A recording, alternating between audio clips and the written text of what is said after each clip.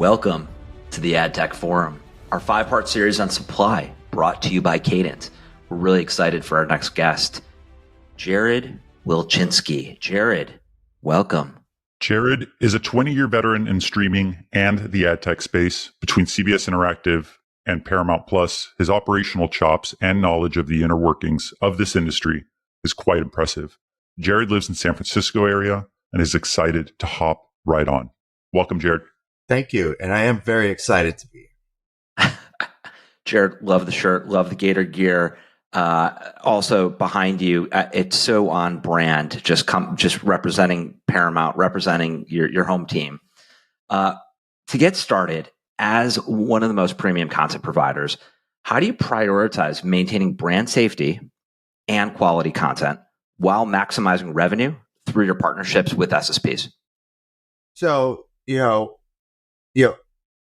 being Paramount, and clearly we control the content that we put into the platforms. We control the and that's for your owned and operated, all the cable nets, CBS Broadcast, CBS News, and even on Pluto.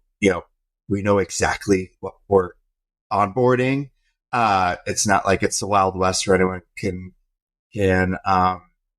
do whatever. So, when it comes to overall brand safety, our answer is it's 100% brand safe. This is, all linear content, which has to abide by a lot of laws. It has a lot of standards and practices that go into what we air on TV. So it's all brand safe according to us. And even on Pluto, we're clearly, we know what we're onboarding. And again, it might be brand safe to us, but brand safety is the eye of the beholder. Is what it's to me is very different to you, which is very different to God. So, as obviously working at a top premium streaming company and television company, how do you decide on where you make that premium inventory available as it relates to the SSP partners that you select and market?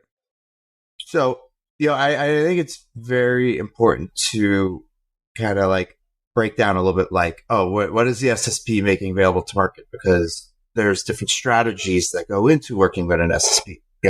We have a very large, and I would, they're watching the best sales force on the planet. We are a global company. An SSP is a facilitator to a connection to our agencies and advertiser partners. We are very flexible in how we make our inventory available to them, and in certain cases, certain transparency that a direct connection gets via an SSP. And then, of course, we work with SSPs as well in an indirect marketplace, and the content that goes into the direct and indirect, there's a big difference of what goes in there. Stuff you see on P Plus, Halo or what's that? Never Seen Again. What's up?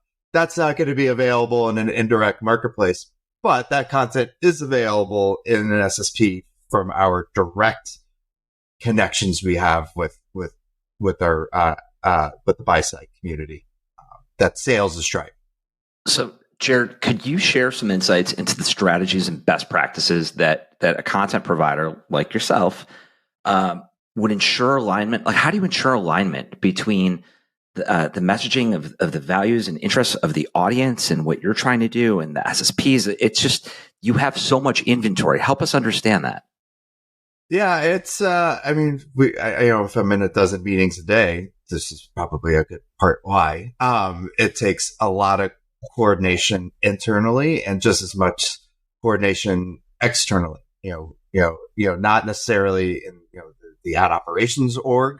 Do we have some, specialists or points of contact, but in our, yield and programmatic, strategy by Leo O'Connor, we have folks that, only talk to SSPs and manage those relationships. We have folks that only talk to DSPs and manage those relationships. And we all coordinate. This is the story. This is the messaging. These are the rules. And it involves a lot of different people to understand what do we want to put in here? What don't we want to put in here? What are the rules for this DSP? What are the, unique opportunities for this SSP? And, those trying to make it all work together, because the most important thing is as we're gathering demand, we need to construct the best pod possible, to your point of like, at the end of the day, there's a user sitting in the garage somewhere else, not here, that needs to see a well-constructed pod that, hopefully the advertising message is relevant to them, just as important, if not more important, competitive separation, frequency across pods as we have 50 different demand types coming into the ecosystem. You speak a lot about the monetization strategy and obviously streamlining your operations in regards to your SSP team and your GSP team. But as we see, users evolving and their preferences, their consumption habits changing, how does Paramount leverage data and audience insights to inform the content creation and distribution strategies, as well as, optimizing the ad placements for the most impact that they can possibly make for a viewer? Yeah. So, it wouldn't be a panel or an interview without saying AI, and we're using, but of course, this is what we are. We're using machine learning, AI. We know, the great thing about controlling our experience. Most of our consumption is on owned and operated, but there's a lot that is in distribution between, the traditional cable and broadcast business on MVPDs, or, even something like Pluto or CBS News or CBS Sports HQ lives in channel environments that are, Samsung TV plus LG, Vizio, but at least on our O&O, we know what you're watching. We know how much of what you are watching, and then we're able to do recommendations, within the app itself as core products, or just as important, we treat our house inventory as if we're paying for it. Every single thing is targeted. Everything has a strategy behind it. There's no like, oh, I'm just going to put this up to fill time. So we leverage that to drive engagement elsewhere. Now, how we get the right message back in from an advertiser against that content, it's still early days on terms of like really aligning the sentiment and mood of what you're watching to the correct message. I know there's other people in our space that are really starting to make strides on this, and we've been looking at it as well. It's like, how do you get the this moment in this content, or this kind of ad and this content during this moment? It's just, how do you scale it, and how do you price it? How do you plan for it? That's where it gets a little bit challenging. But in a programmatic world, as you market, you put stuff into an SSP, that's a great leverage for potentially direct sales versus indirect sales. And it's always having that, there needs to be a difference between the two on when we have a direct connection with the client versus like it's the incest of bidding 50 different ways and what's available in that. How do you guys in particular navigate through the complexities of like cross-platform convergence? How does an SSP play a role in facilitating that type of seamless integration and optimization for ad inventory, especially when we're talking about multiple channels and devices? Yeah, I wouldn't, an SSP is, and, we have to work with multiple SSPs, whether it's by choice or not. There's a lot of influence coming in from the buy side on the ad tech you use on the sell side, which is, it's great that we're able to be nimble and like money's green. We don't care where it's coming from. We're going to figure out a way to take it. But it introduces challenges. But, and this is as you have like, it is a certain pipe into our ecosystem. At the end of the day, the ad server, and there's a big difference between an ad server and an SSP. The ad server is the brain around understanding deduplication and understanding the holistic ad decision, at least across digital. Linear, you're then, potentially working with, Inscape, and you're using ACR data to try to understand linear exposure, and then you're converting that into audience targeting or exclusions for audience targeting to maximize that kind of deduplicated story between, traditional linear delivery and something that is dynamic at. Jared, when it comes to supply, what are some industry predictions that you have for where we're going? So,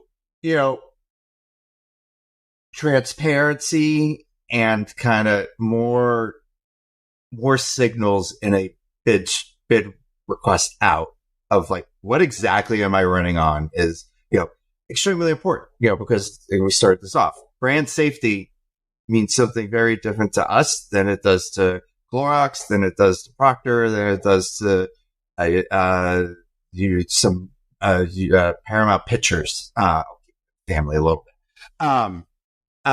So, what does that mean? But, we are still in a tech standard, and this is something I know the IAB Tech Lab, a lot of us are having discussions on this, is, a bid request is like, here's a bunch of information, and then God knows what the hell is going to happen on the other side. It's used for reporting, it's used for blocking, it's used for targeting, and there is a big privacy law in place in the US that you can't combine identity and what you're watching. It's called the Video Privacy Protection Act from 1986 or whatever it is. So, like, the way the bidding OpenRTB mechanisms today are not conducive to privacy, not conducive to, business elements of what we're trying to achieve as a sales team.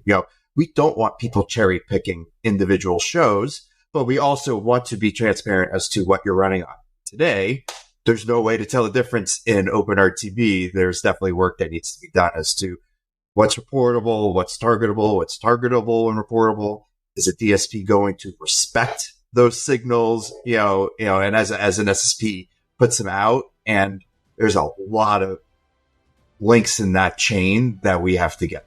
Jared, this has been incredible. Thank you for being here today. That actually brings us to the end of this episode of the AdTech Forum. It's sponsored by Cadent. We've really covered a wide range of topics with our guest, Jared Wilichinsky. Stay tuned for future episodes, and please follow us on LinkedIn and YouTube. Thank you, Jared and Jeremy, for being here today, and see everyone next week.